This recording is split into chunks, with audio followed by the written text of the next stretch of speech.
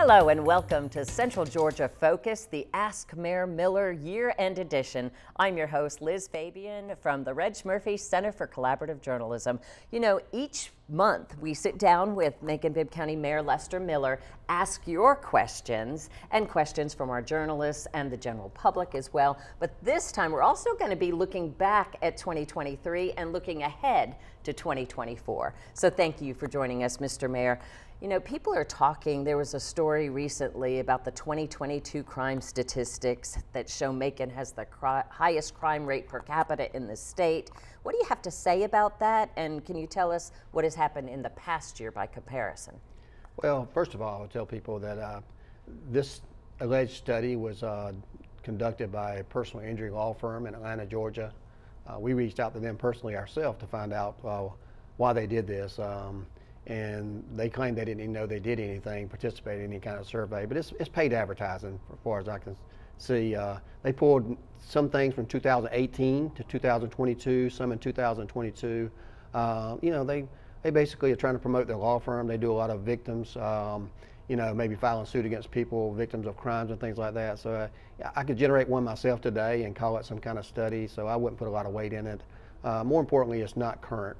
It's outdated. By the time you get these statistics in, they're years outdated. So in the last year, Bibb County's crime is actually down. Overall crime's down about 12%. Homicides are down about 47% the last time we checked. So things are moving in the right direction, but if you're a victim of crime, it's 100% to you, right? So the sheriff always says that, and I kind of agree with that aspect of it. So I don't buy into articles that are paid advertisements by law firms that are personal injury lawyers. So certainly it's something we shouldn't put a lot of credibility or weight in there.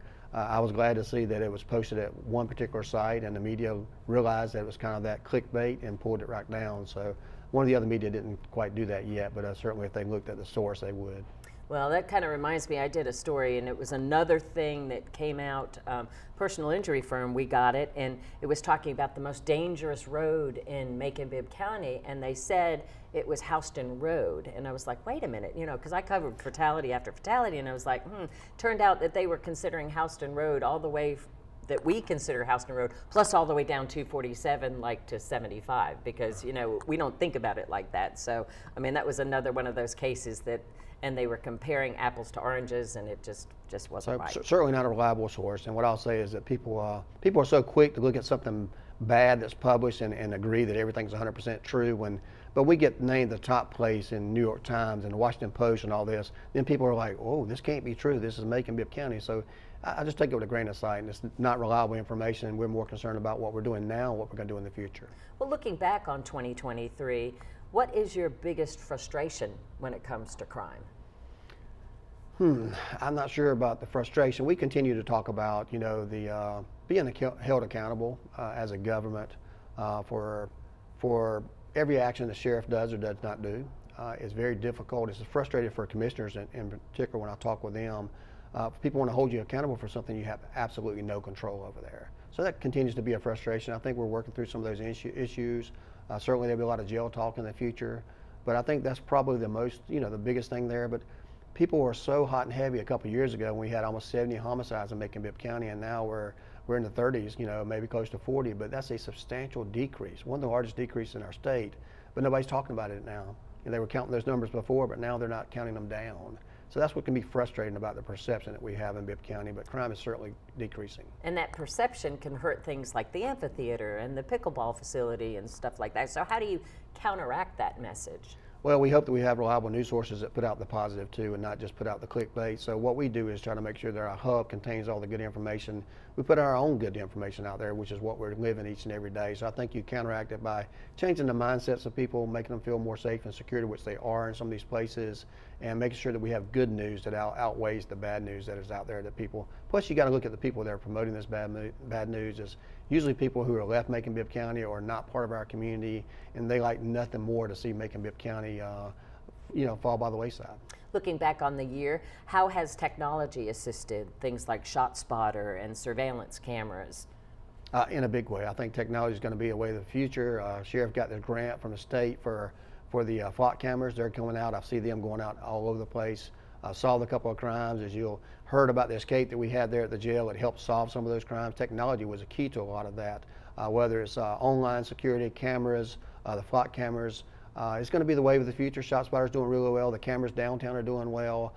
Some new things that we have on the upcoming horizon are going to be doing well technology-wise, so it's going to continue to be a vital part of our public safety initiative. And looking ahead, I know you've already mentioned that you're going to be getting some ATVs for patrolling downtown, also maybe even some private security. Is there anything you can share about further crime measures that are going forward? Well, if you look on our agenda tonight, or this week, you'll see that we've got some Knox boxes that we're buying for all the school systems. These are so you can get into the schools if there's an emergency situation by fire and police. More cameras are on the horizon there that work successfully downtown. We're going to expand that. We're purchasing ATVs, which gives you more foot patrols out there, and you can cover a large area in those nicks and crannies you can't get to, but also do some community policing types. We're also going to see some more lights and things like that in the school districts.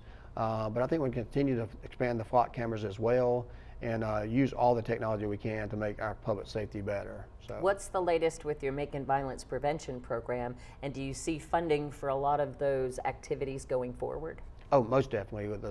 The cream rise to the top, and all those good programs that have been very successful, we're going to continue to look for ways to sustain them. I can't say it now, but this time next month, we'll look in January. I think you're going to hear a lot more about MVP on the state level, and we're very excited about some upcoming news on that. And you actually recently went and spoke to your colleagues around the state about what's going on with that program. Can you tell us a little bit about that? Well, out of 527 cities in the state of Georgia, Macon is leading the effort in a lot of those issues, and people are going to us for the best practices because of the way we have decreased things over the last couple of years. We thought this MVP was going to take 10 years to start creating some results. In less than 2 years, it's already making a huge impact. People are starting to see that we need police, but police is not the only thing that can help solve some of these issues, so we need to get to those root causes. And I think we're doing a good job of that with these community foundations and other types of events we got going on. Do you think we're now adequately staffed when it comes to public safety personnel? Well, I'm not sure if you can ever be adequately staffed. I mean, once you get fully staffed, you can start doing more community-based policing, which we like. You're still going to have your challenges. Everybody does in every single community across the United States, and it's just not the go-to brotherhood it used to be in the past, where everybody wants to be an officer. And of course, you want to go home, and you're not guaranteed to go home as a deputy each and every night, and that's something, a lot more opportunities out there than just being deputies these days. So we're trying to build it back up. We've hired 240 officers over the last year and a half, 2 years, but the sheriff has to decide where those officers may go and what their duties and responsibilities are going to be, and we're going to continue to do that and also stop the officers from leaving like we did with the retention pay. And what do you see on the horizon as far as the Bibb County Jail is concerned? Well, I think we're definitely going to be building a new jail. The question is when, where, and how much it's going to cost, whether we're going to use SPLOST proceeds for that or tax dollars for that. And I've made no secret about it. We wanted to use SPLOST proceeds, which is a just continuation of the 1 penny. That should come up in 2025, and we'll get input from the public. But I can tell you behind the scenes, I've been working on this about a year and a half, and I think we got some pretty good leads about where it's going to be. Right now, we're going to look at the size and the opportunity it's going to take to get things done. Do you think the plan will be to move out of downtown, or will the sheriff still have a presence around that property? But if not, what do you foresee happening with that development? Well, my preference is to move it out of downtown, specifically the area that it's in now. That could be used for many purposes, but I do believe that we'll make a decision in the next year ahead of the SPLOST, and that property will be used for other developments, I'm sure, but the jail should be moving out of downtown. All right, well, when we come back, we'll talk more about prospective development in Macon Bibb County, so stay tuned.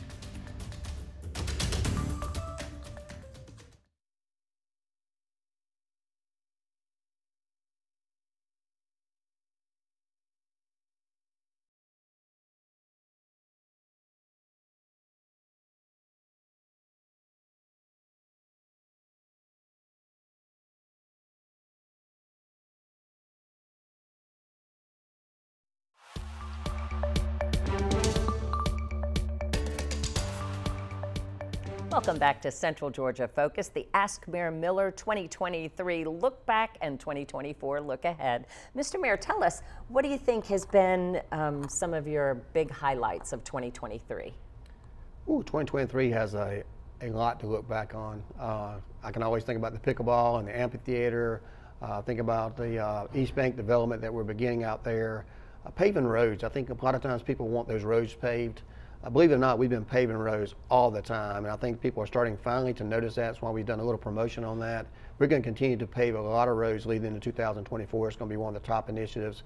And of course, the blight continues to be, we're hitting those numbers. We're like 625 now, 630, something like that. We're going to continue that process, and we're going to look forward to start building some things in the very near future with our affordable housing fund. So I think those are some of the top priorities. Of course, crime has decreased this year. We're excited about that.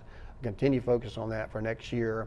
But the paving the roads is going to be a big deal. We're going to spend a lot of money on that. We designated 5 times as much money to pave roads, and people have told us that's what they want us to do. We want to clean these blighted houses up, help public safety, pave these roads, and look for economic development. And we've had some great economic development this year. And what are you most looking forward to in 2024?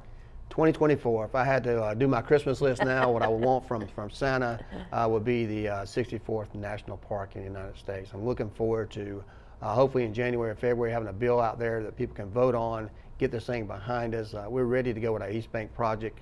As a matter of fact, we're going to be doing a RFP in the next week for a master developer there for that property. And hopefully that's going to coincide with some type of an announcement coming up in the next 30, 60 days. So that's what I'm looking forward to for 2024, along with the many other projects that we have going on. The Macon Health Club project there, some hotels coming downtown, the Cliffview Lake property. We got it on the calendar tonight for approval for several things there. That'll be completed by the summer of next year. So we have lots on the horizon to be proud of, and we're looking forward for a lot of great things. The airport too. I don't want to forget about the airport. That's on the way as well. Well, you were talking about the East Bank development. I just want to make sure y'all understand what the mayor's talking about there is the county bought up acres of land that was part of the old bib mill there, right as you're getting off of I-16 at Coliseum Drive. And so there's plans for like $300 to $400 million major development there that kind of hinges on the national park status, right? I wouldn't say it hinges on it, but we bought 21 acres there for about $14 million. Going to be lots of mixed-use development with some housing, some retail, some restaurants. Going to have a cultural arts center there just outside of what we hope to be the new national park. So a lot of things to engage the whole East Macon area. This is going to be the gateway into East Macon, so you can attract more rooftops there, more restaurants, more activities there for people in East Macon. So we're excited about that. We've been kind of waiting on, as we get closer to the announcement for the national park, but we're in the last days of that, so we're very excited about that project. You just said rooftop, and it made me think of a rooftop restaurant that you could see the Okmulgee Mountains from. Wouldn't that be cool? I think you could probably look for a hotel there and that may have a rooftop there facing that direction. Well, potential development projects seem to be everywhere around downtown as we're looking ahead. And Anthony Marcus thinks that downtown is running out of room. So he said, why not create more high-rise buildings and riverfront development? Your thoughts on that? Well, you have to look at, there's going to be some riverfront developments very soon. So I think Anthony will be happy to know that coming in 2024, 25, you'll see a couple of river developments on both sides of the river. But we do not run out of room. We're just now at Mid-City. We're at Plum Street, got plenty of way to go all the way to the 2nd Street corridor toward where the jail is, and will not be in the very near future. So I think we have plenty of opportunities for expansion there. I'm not sure about high rises. I'm not sure that Macon-Bibb County needs to aesthetically have a bunch of high rises. So we're very satisfied with some of the 3- and 4-story buildings we have, with the Neal projects coming along there on Cherry Street. It's going to be a great addition there. And I think you'll see some new developments on the river property right there where the Transit Authority used to be, and right there where the old Hilton is. I think you'll see some great development there in the very near future. Well, Anthony had kind of a 3-pronged question. He wanted to know, do you know if New Way Wieners will relocate downtown now that they've closed the store in Mercer Village? Well, I've talked to Spiro several times. I've even offered to try to open up a franchise at other locations myself, and certainly they've done a wonderful job. He's not getting any younger. I'm not sure if they're going to take on a new venture downtown, but certainly they're making good use of that old property there with Otis Redding Foundation coming out right across all the major development we have coming there. So not sure New Way's coming back downtown, but just go right there to Emory Highway and Gray Highway, and you can still enjoy New Way hot dog there. Anthony also thinks that Highway 247 is an untapped resource. But what can you tell us about what you think that the runway extension will do to that area around Avondale Mill Road? Well, it may be an untapped resource, but it's not one that's not on our agenda. We have several properties out there that the tap is in. Yeah. It just hasn't been tapped yet. We just announced Bright Farms out there, which is a huge green place that we can be proud of, that grows fresh vegetables and lettuce and things of that nature. The runway extension is coming this next year. Lots and lots of money has been put into that site. We've revealed the guitar shape FBO that's coming, fixed base operation, this next year. New jobs are coming, new hangars are coming, so we're very excited about the possibilities of a new commercial airline coming to that location, and also a new south terminal that we hope to be to help that runway extension out. But also, it will bring that whole area down up into the fact that we get this multi-lane roundabout that everybody's worried about, and certainly that's going to be upcoming very soon as well. We were talking about East Bank, but what about on the other side of the Coliseum? There's going to be a new entranceway from the new exit on I-16 there at 2nd Street. What else can you tell us about what may happen there, and maybe even across the way to the shopping plaza where the Regional Commission will be leaving to go out to the mall, and River Edge will be leaving to go to their new headquarters? Anything percolating there? There's always something percolating, Liz. I can't share a whole lot about that. It's been about 75 acres between those 3 tracks. I think you'll see some action in the near future on the East Bank property. Coliseum and the property across the street that used to be the health department is going to hopefully be part of a new initiative we have coming up with the next SPLOST. We'll let the voters decide that, but I think you can see those 75 acres there are going to be really put to use as soon as the interstate is completed there. And across the river by the Burger King and near the dog park there, you're going to see some substantial development there in the very near future as well. And what are you thinking about, though, when you're saying development? Are you thinking commercial? Are you thinking residential? Are you thinking mixed use? Anything you can, give us a little tidbit? All of the above. I think it's you're going to have some new restaurants, new retail, new offices, maybe some medical expansion. You got all kind of possibilities there, but certainly we need workforce housing as well, and some new retails. Still look for that downtown grocery that could be located in one of those areas. So I do think there's some good things that are going to happen. I think it'll probably happen by the summer or fall next year. We'll have a bunch of announcements. All right, well, still to come, we will delve into transportation and ask the mayor some more of your questions. So stay with us.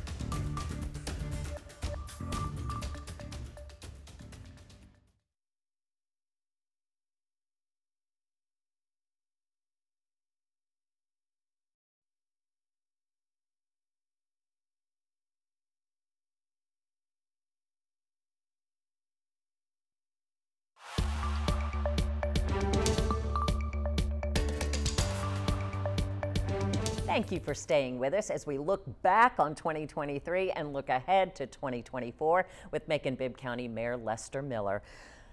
Well, Mr. Mayor, we've also had a lot of pedestrian deaths this year, and I know that it's a priority for pedestrian safety. So we've seen the completion of Jeffersonville Road in 2023 and several other road improvements and allocations, like you said, for paving and sidewalks and things like that. But what other pedestrian safety measures are on the horizon, do you think? Well, I think you'll see a lot of lights coming. There's a lot of good LED lights that will be coming throughout some of the areas, like all the way down Pioneer. It's going to be one of those areas, some better lighting and signage on Emory Highway and Gray Highway, that area as well. Traffic calming devices, potential dividers in the middle of the road, some of the low-hanging fruit. Long term, we've been talking with GDOT about changing some miles per hour on roads, but also some infrastructure.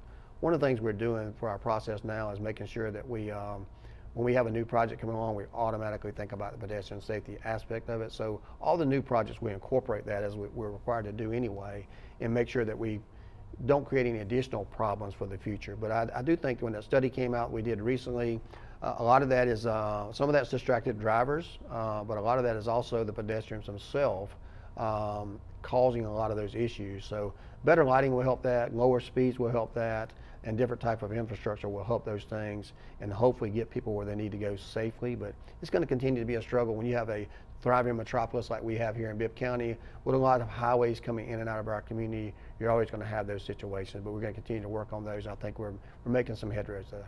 I think people are being trained to look for people around crosswalks, but particularly around the interstate there at 16, you have people kind of darting in to avoid people turning as they're in the intersection. So I think a lot of it, we all need to do work in that area. Sure. Now, former DOT worker Mark Anderson asks if you have any future plans to enhance Riverside Drive into the pedestrian gateway that was envisioned about 5 years ago. There was $10.5 million design option that was a result of a study commissioned through a Downtown Challenge grant and the Make an Action plan. So do you see anything happening in that corridor around Rose Hill Cemetery to Spring Street and down toward the Riverwalk area? Well, I think you'll, once that development we spoke about there from Burger King to that area, that's part of a TAD. And I think you'll see some substantial work done Tax there. allocation district. Yeah, that's right. So I think that's part of that district there, and I think you'll see some of that money reinvested back into the pedestrian safety to maybe narrow the lanes down there, slow the speed up there, do some nice landscaping and things like that, and actually be able to divert some things. With the new entrance coming to downtown Macon on 2nd Street, that's going to alleviate some of those concerns right there at Spring Street. And of course, right now we're just waiting for this project to be completed in the downtown part, which is scheduled to be completed in the next couple of years. So that'll allow all this other things just to kind of take its place. And a tax allocation district is where you take the tax revenue from that area and you put it back in that same area. Same thing over there with East Macon. So anything that comes in from the East Bank development will benefit all of that district. Right, it has to go. It's required by law for all the new appreciation and value to go directly into that district. So that's what's going to help East Macon about that area there. That's what we're looking forward to. And we have a question from Bob Schumacher. He says he dreads driving on local streets because the traffic lights don't seem to be synchronized. What do you say? Well, you have to talk to Nigel Floyd about that. I mean, some people say they need to be off in certain areas. Some people say, but if you're going the speed limit, they're synchronized, believe it or not. I mean, we may drive a little bit faster than we're supposed to drive, and you're going to get caught at that red light. If you miss one, you're going to hit the others. But I was coming over here today, and I could look up the lights ahead, and if I maintained the speed limit, which in that particular area was 35 miles an hour, I got all green lights, never got stopped. If I go too fast, I'm going to probably miss one of those. So, you know, we can always be better. So if you got a particular issue, I'd reach out to Nigel Floyd with our traffic engineer to determine what areas there. But we have standards that we have to go by with GDOT and other places, and it's best practice. Sometimes they do get behind those, so I'd reach out to him. Well, Bob also thinks it's time to review all of the intersections where right turn on red is not allowed and where you can only turn left on a green arrow to see if those are still needed. What do you think about that reassessment? Well, I think you can always look at it. Right now I'm seeing a lot of the yellow arrows, and allows you to keep going. Those. Yes. I like them, but some people think that they're trying to rush through there and they've got the right of way and don't anticipate the person coming across there. Some of those right turns, you know, the reason they're there where you can't turn red is because it's probably an accident scene. I think about the Wesleyan Drive right there at Wesleyan there, and you look at that road coming out of the school there that you can't turn right on there. And I think that's one of those areas that they learned from previous accidents that happened there. That's why you have the no right turn on red there. We only have about a minute though, but Shelley Reeder says that her apartment manager refuses to address HVAC and water issues in her apartment, and she tried reaching a building inspector and couldn't. The housing issues prevail, so what should she do?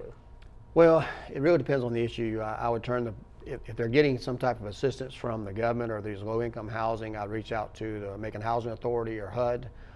Also, if they think there's some code enforcement violations, we do get involved in some of that.